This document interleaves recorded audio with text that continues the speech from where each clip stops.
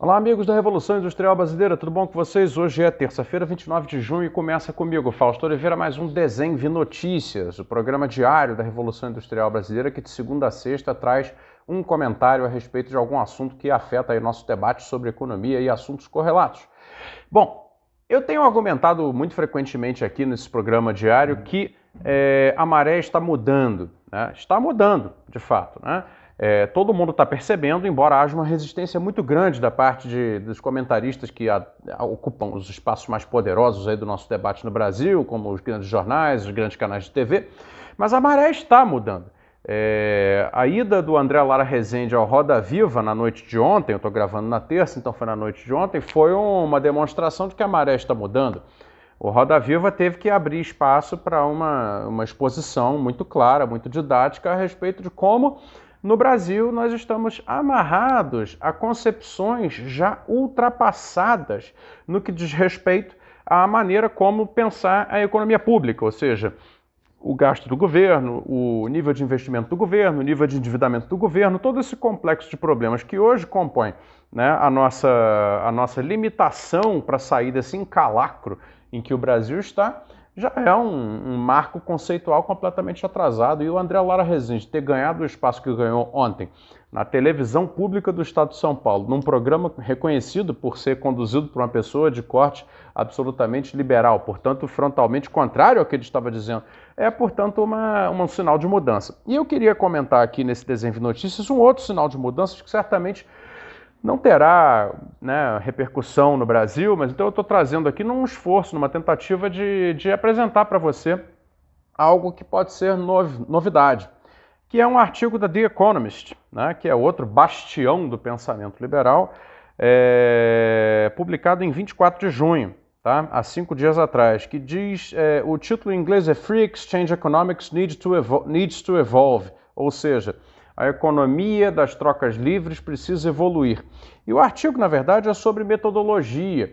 E por que eu estou tratando aqui, né, de um artigo sobre metodologia? Basicamente pelo seguinte, toda essa economia do rigor, essa política econômica do rigor fiscal, né, do rigor matemático, está assentada, que diz, por exemplo, que, né, nós não podemos gastar mais do que arrecadamos, que diz, por exemplo, que o Estado é como uma família, que diz asneiras desse tipo, desse naipe, e que, portanto, geram efeitos deletérios sobre uma sociedade como a brasileira, está assentada sobre um modelo de pensamento de economia que é o do equilíbrio.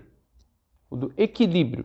É um modelo de pensamento que a economia não é exatamente uma ciência no sentido laboratorial, não é uma ciência natural. Tudo em economia é artificial, tudo em economia é criado. Tanto as teorias como as metodologias de pesquisa. E é lógico que tanto teorias como metodologias de pesquisa precisam estar assentadas sobre alguma visão anterior a isso, né? A uma epistemologia, se você quiser saber o termo correto da coisa. E a epistemologia que a ciência econômica atual utiliza é a epistemologia do equilíbrio. É uma visão de que o sistema econômico tende ao equilíbrio. Portanto, é uma visão de ciência econômica retirada da física, uma visão estática, uma visão de que o sistema econômico, logicamente, não à toa defende o predomínio do mercado sobre todas as demais forças e elementos, porque na visão dessas pessoas o mercado é o produtor do equilíbrio, né? O mercado se autorregularia e, portanto, produziria esse equilíbrio estático, né? Proposição essa, né, que é verbalizada por gente como, por exemplo, Milton Friedman, né, que basicamente, segundo a própria The Economist coloca aqui no artigo, não dava muita pelota para o fato de que os modelos matemáticos deixassem de fora ocorrências reais, desde que a presunção que o modelo matemático apresentasse, né, fosse capaz de, no agregado, né, refletir um suposto comportamento racional perene, né, sempre, permanentemente racional dos agentes econômicos.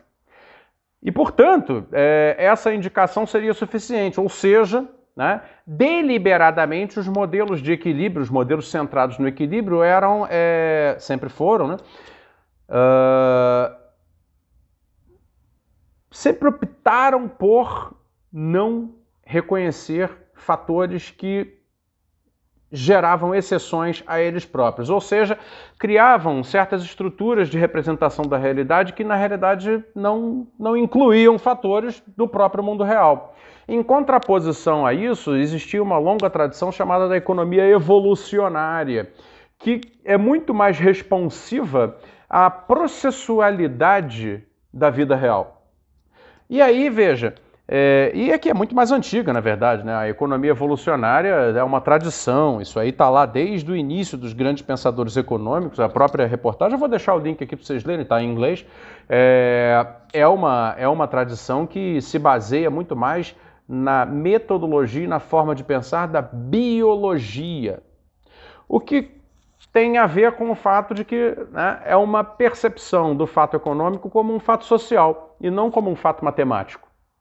Então essa é mais ou menos assim, grosso modo, tá? Eu não sou nenhum professor, estou aqui tentando fazer uma simplificação, mas essa é, grosso modo, a diferença entre uma forma de enxergar o fato econômico na vida real como uma série de processos que se interpenetram e, portanto, acabam tendo uma metáfora da biologia muito mais próxima daquilo que o mundo biológico é, do que, né, um modelo de representação real de representação abstrata de uma sequência de fatos matemáticos do mundo real.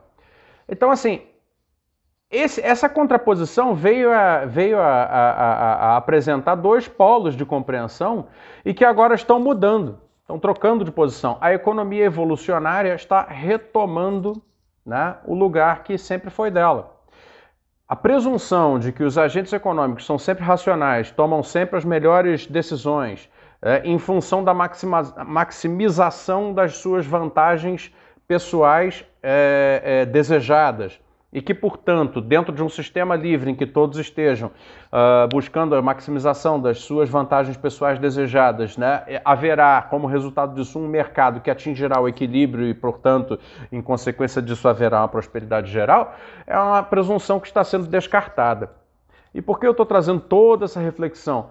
Porque essa é a grande ruptura que está fazendo com que todo esse edifício do fiscalismo, do rigor fiscal, esse edifício do consenso de Washington, todo esse marco conceitual que nós aqui, sem nenhuma vergonha, chamamos de neoliberalismo, porque de fato é o que é o neoliberalismo, né? Uma presunção de que os agentes de mercado sozinhos, quanto mais deixados livres, melhor farão pela coletividade, essa presunção está caindo. E se chegou na The Economist, na mesma semana em que chega no Roda Viva com André Lara Rezende e em tantos outros lugares, é um sinal claríssimo de que realmente já, né, não há mais espaço para negar como a teorização da economia já está alterada e que, portanto, toda a prática da economia daqui por diante também estará alterada. A economia evolucionária, aquela que compreende processos culturais, aquela que compreende decisões excepcionais, não só decisões normativas, aquela que compreende fatos não racionais dentro do processo, aquela que compreende uma série de fatores que vão além, né, das simples potencialidades de modelação matemática, né? Tudo isso está de volta ao cenário contra essa suposta ditadura do equilíbrio, né, que só existe na sua abstração matemática, que não encontra reflexo no mundo real. E por isso tanto desajuste, né, que aconteceu no mundo nos últimos 40 anos. Né? O predomínio dessa visão acabou criando políticas econômicas que mexem com coisas reais e que, infelizmente, né, não se ajustavam às realidades. As realidades tiveram que se ajustar aos modelos. E claro que deu craca, né? Deu muita craca. E o resultado de tanta craca está agora, né, dando um sinal, um sino na cabeça das pessoas de que é preciso mudar a compreensão. E é isso que está acontecendo aqui agora. Convido você, se tiver leitura de inglês, a ler o artigo aí que eu vou deixar com o link aberto nos comentários. Para finalizar, lembrar que, olha, na semana que vem Tá saindo aí o novo curso da Revolução Industrial Brasileira, que, aliás, também fala disso, né? O 23 coisas que não nos contaram sobre o capitalismo em 5 aulas, tá?